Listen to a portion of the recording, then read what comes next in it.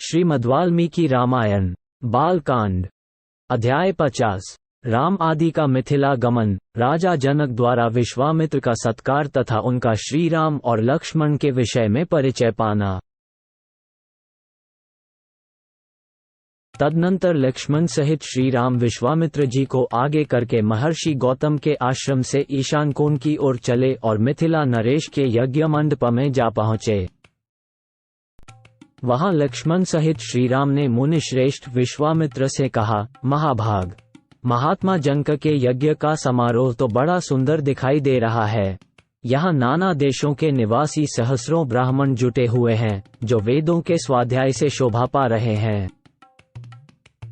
ऋषियों के बाड़े सैकड़ों छकड़ों से भरे दिखाई दे रहे हैं। ब्रह्मा, अब ऐसा कोई स्थान निश्चित कीजिए जहाँ हम लोग भी ठहरें। श्री रामचंद्र जी का यह वचन सुनकर महामुनि विश्वामित्र ने एकांत स्थान में डेरा डाला, जहां पानी का सुभीता था। अनिद्य उत्तम आचार विचार वाले नृपश्रेष्ठ महाराज जनक ने जब सुना कि विश्वामित्र जी पधारे हैं, तब वे तुरंत अपने पुरोहित शतानंद को आगे करके अर्घ्य लिए विनीत भाव से उनका स्वागत करने को चल दिए। उनके साथ अर्घ्य लिए महात्मा ऋत्विज भी शीघ्रतापूर्वक चले।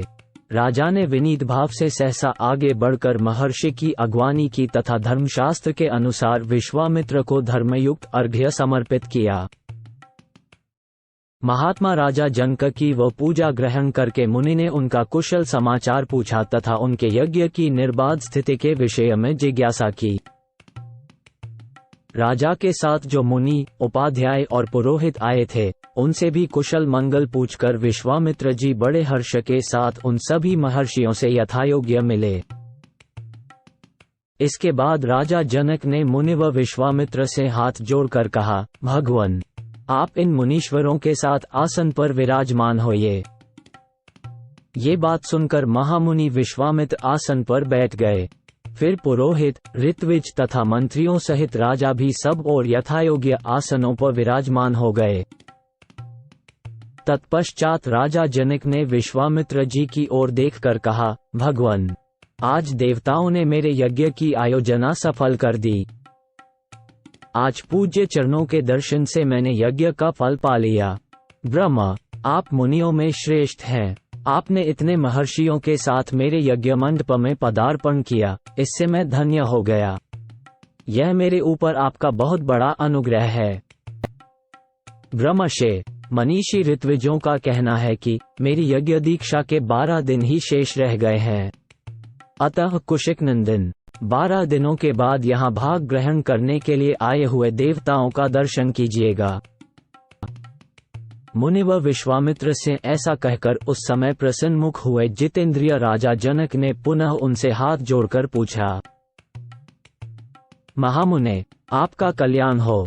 देवता के समान पराक्रमी और सुंदर आयुध धारण करने वाले ये दोनों वीर राजकुमार जो हाथी के समान मंदगति से चलते हैं, सिंह और सांड के समान जान पड़ते हैं, प्रफुल्ल कमलदल के समान सुशोभित हैं, तलवार, तरकस और धनुष धारण किए हुए हैं, अपने मनोहर रूप से अश्विनी कुमारों को भी लज्जित कर रहे हैं, जिन्होंने अभी अभी यौवनावस्था में प्रवेश किया है तथा जो स्वेच्छानुसार देवलोक से उतरकर पृथ्वी पर आए हुए 2 देवताओं के समान जान पड़ते हैं, किसके पुत्र हैं और यहाँ कैसे, किस लिए अथवा किस उद्देश्य से पैदल ही पधारे हैं।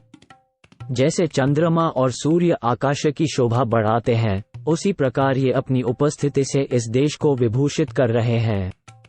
ये दोनों एक दूसरे से बहुत मिलते जुलते हैं।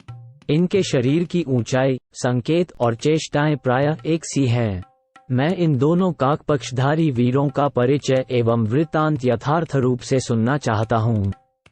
17-21 महात्मा जनक का ये प्रश्न सुनकर अमित आत्मबल से संपन्न विश्वामित्र जी ने कहा, राजन, ये दोनों महाराज दशरथ के पुत्र हैं।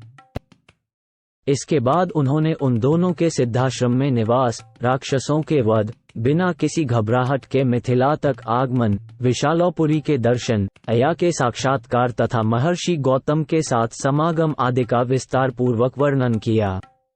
फिर अंत में ये भी बताया कि ये आपके यहाँ रखे हुए महान धनुष के संबंध में कुछ जानने की इच्छा से यहाँ तक आए हैं। महात्मा राजा जनक से ये सब बातें निवेदन करके महातेजस्वी महामुनि विश्वामित्र चुप हो गए।